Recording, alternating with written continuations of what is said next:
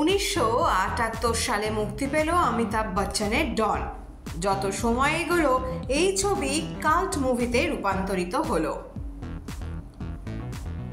Big বির অভিনয় জীবনের অন্যতম সেরা কাজের তালিকায় সবসময় থাকবে এই ছবি।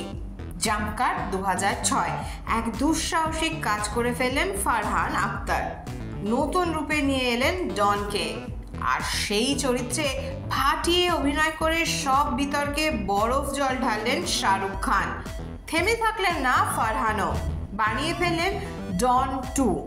মুক্তি পেল 2011 সালে। ফের পর্দা জুড়ে কিং ম্যাজিক।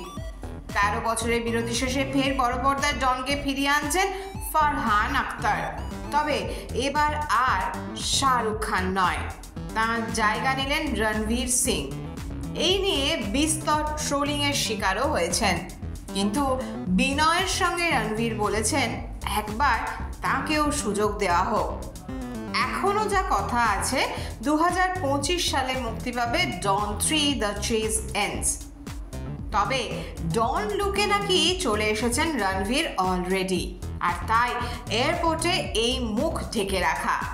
মুখ ঢেকে রাখুন বা খুলে, রণবীরের সোয়াগকে উপেক্ষা করবেন কি করে বলুন তো?